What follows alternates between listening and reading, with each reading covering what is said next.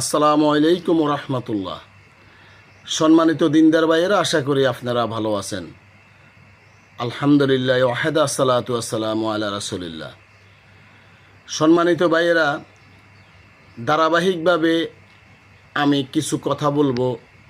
আমল যেগুলা আমাদের দেশের মানুষ আমল হিসাবে পালন করে, সোয়াবের উদ্দেশ্যে পালন করে অথবা সুন্নাহ হিসাবে পালন করে, আসলে এগুলা কোরআনও নেই, হাদিসও নেই, মাযহাবও নেই।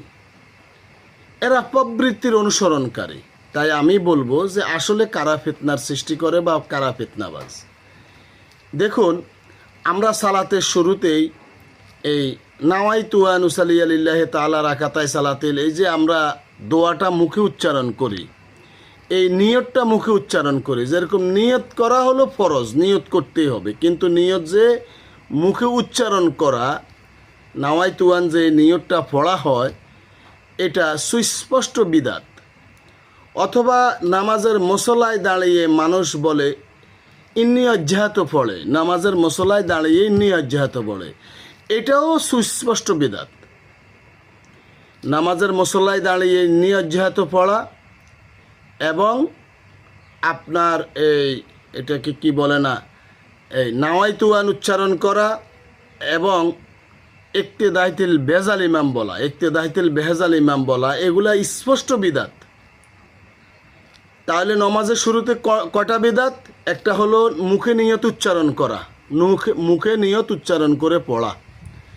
দ্বিতীয়ত হলো নামাজের মুসল্লায় দাঁড়িয়ে ইন্নী অজ্জাহাত পড়া, ইন্নী অজ্জাহাত পড়া, অথবা প্রথমে ইন্নী অজ্জাহাত পড়ে, পরে আপনার নাওয়াইতু আন উসাল্লি লিল্লাহি তাআলা এই নিয়তটা পড়ে, আর পরে যায় তাকবীরে তাহরিমার সময় ইক্তেদাইতুল বেজাল ইমাম বলে, বেজালিল ইমাম।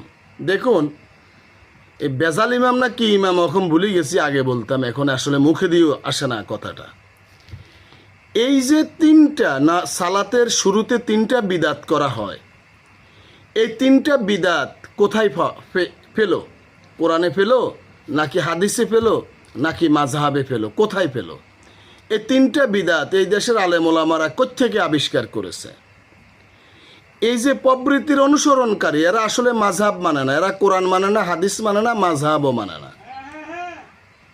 এখন আমার কথা হলো, সম্মানিত ভাইয়েরা, আপনারা যে আপনার এই বিদাতগুলা করছেন, আল্লাহ রাসূল সাল্লাল্লাহু আলাইহি সাল্লাম কি বলেছেন? যে যারা আমলের সাথে বিদাত করবে তাদের ওই আমল আল্লাহ কবুল করবে না, তাদের ওই আমল আল্লাহ কবুল করবে না, কারণ ওইটা আল্লাহর কাছে গ্রহণযোগ্য হবে না। এখন আপনার সালাতের শুরুতেই তিনটা বিদাত করলেন। এই তিনটা বিদাত করার উদ্দেশ্য এই যে আপনার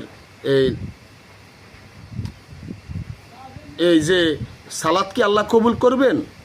আল্লাহ রাসূল সাল্লাল্লাহু আলাইহি সাল্লাম তো বলেছেন যে বিদাত করলে ইবাদত কবুল হবে না।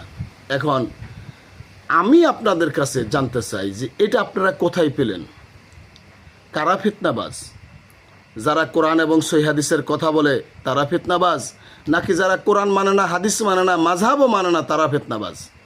বিষয়টা যদি জানান তাহলে উপকৃত হব। আল্লাহ সুবহানাহু ওয়া তাআলা আমাদেরকে কোরআন এবং সহিহ হাদিস মেনে চলার তৌফিক দান করুন। আমিন। আসসালামু আলাইকুম রহমতুল্লাহি ওয়া বারাকাতুহু।